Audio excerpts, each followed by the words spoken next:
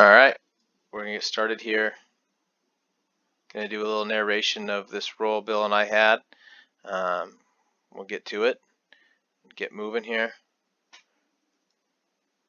So, right away I go for the belt, start to place the foot in the hip, and start to establish a De La Hiva.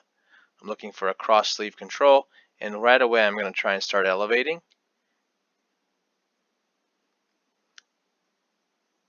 As I elevate to try an overhead sweep, he does a good job keeping his knees together here. He kind of hip heists up and out and prevents me from finishing my sweep. As he tries to take the back here, I'm going to kind of try and roll through for a knee bar, but he does a good job seeing that early and keeps his knee free of that knee line. It was close. At least that's what I thought. So I start to go for a grip on the pants here and start doing a little entanglement battle here going. Bill does a good job controlling my pants with his right hand here.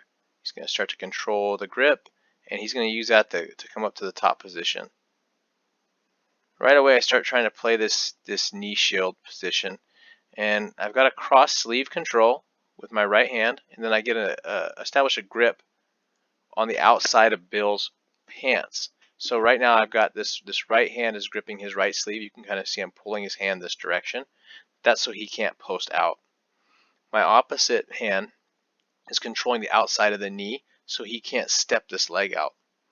My shin is driving the direction that he does not have a post, and my hips are going to come up and follow through. So look how I get some extension out of the body here. That's going to be the finish of the sweep.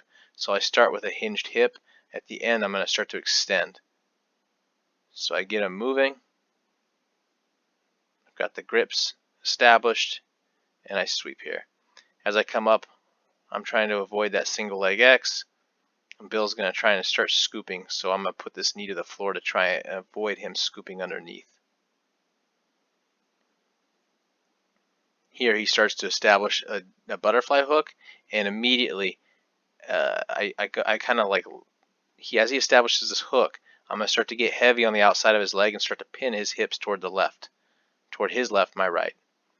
So he lifts, I'm going to turn the hips and get heavy on his leg.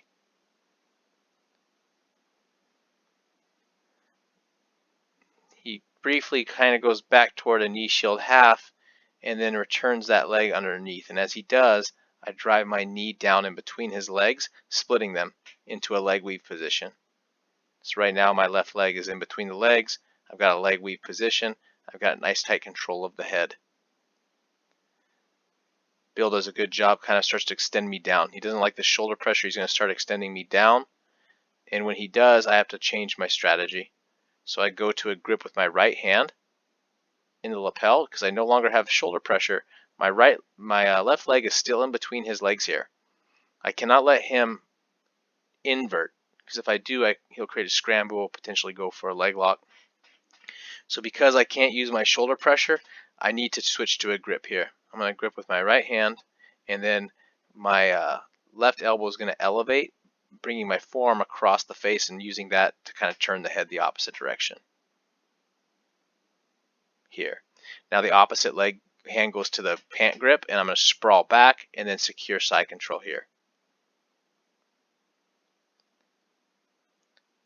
Now I'm going to switch my base, and I'm looking to step over and pin the knees together. But Bill does a good job once again at clearing that knee line. He doesn't allow me to pin the knees together very effectively. He's pushing the hips, he keeps that knee line clear, and he's not allowing me to like triangle my legs underneath. So this is going to force me back into guard pass. I'm maintaining this grip on his lower leg so he can't recover.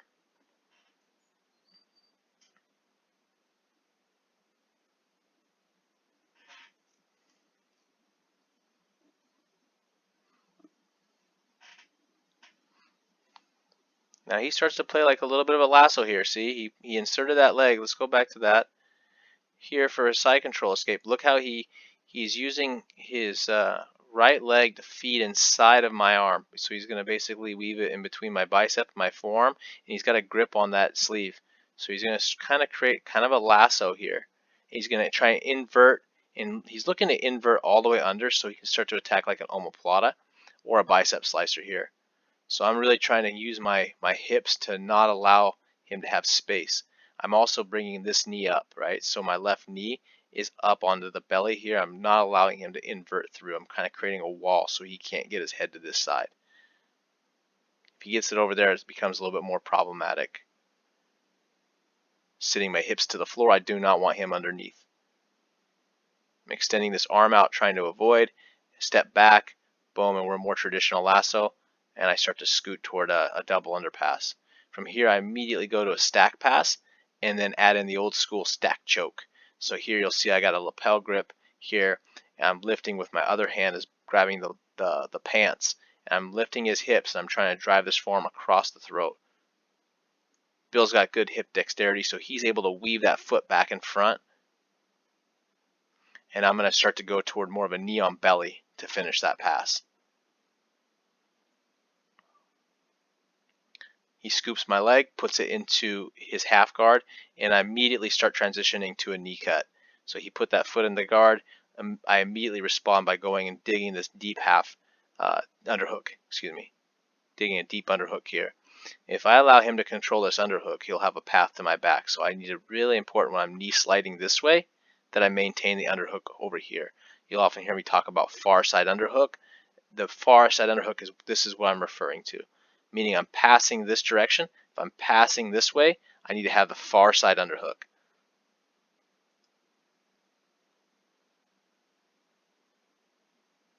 My head goes to the floor, kind of pins his body out to the side here, and I drop my hips to finish.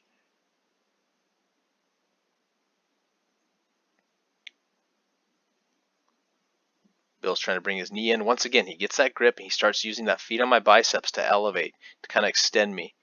So I need to put my knee on the belly in order to fill that void that he created. Once again, weaving that foot. He's trying to weave that foot to create some scramble. Now, what happens is, this time I kind of see what he's doing with the foot. I'm keeping my elbow close. If it's closed, it's harder for him to weave that in. And so what happens is here he starts to abandon that and he starts to turtle. He starts to roll away from me to turtle, and I stop his momentum with a short hook. Here he turtles, boom, there's a short hook. That's going to kill the hips, but his shoulder is still off the floor, so I'm going to take advantage of that and step over for an arm lock attempt here.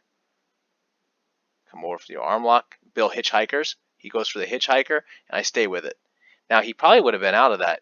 I felt like on his hitchhiker here, right there, he kind of kicks back over. He's created some space here for a scramble. He kicks back over, and I follow him and finish.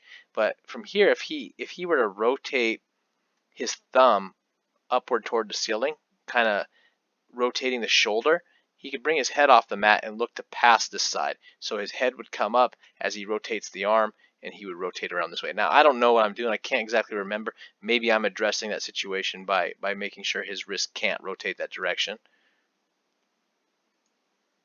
So he resorts to jumping back over, and then I finish the arm lock here. Now he comes up. He acts like I kicked him in the face or something, but I didn't. Always blaming me. So we restart. Once again, foot to the hip, looking for the De La Hiva. Use a little shin on shin extension to set that up. Looks like I got a legal grip there. Oh, I fixed it. Now Bill has a really nice flop pass here. I'm trying to extend him. You'll see that he starts to step over, and now here it comes. He grabs the lapel. He's going to pull in, drop to his hip, and then flops over. That flop pass is a nice little pass. So let's go here. He looks for the grip. Now he's doing is he's keeping a nice tight pinch, or he's trying to with this leg. And in this case, that knee actually opens toward the floor here. So his knee opens to the floor. His hips fall flat. He's going to step big and back with this leg here, and then he starts to kind of scissor the legs to come up on top. Now, this grip will be really important in this scramble for him. He's using this grip to extend away. so I can't bring this knee in. If he does not have this grip, this knee would come through this space, and I would recover guard. By extending this away, he's forcing this foot to come across like a cross step. I'm trying to cross step and put that foot on his hip to keep the space open. As this scramble plays out, I have to abandon trying to get back to guard, and I start to shoot this underhook. So I'm trying to come up and scissor my legs to come up for a single leg here. And as I do that, he does a big back step, a big step around the body. And he's shooting, looks like he's shooting for an arm lock here. I pop out, limp arm out of the arm attack. And once again, I'm back into that leg weave. This time I got the arm involved in it as well. Step over, looking to pass, and once again we're right back to that position where he's trying to invert and come through underneath for the omoplata. So once again I'm trying to stop his head from inverting.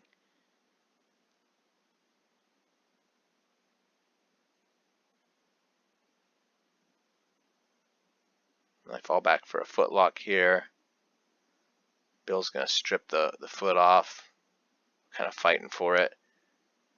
And I try to go belly down. As I do when people kind of push the foot, I transition to a belly down foot lock. And we run out of time. Anyway, good roll. Thanks, guys.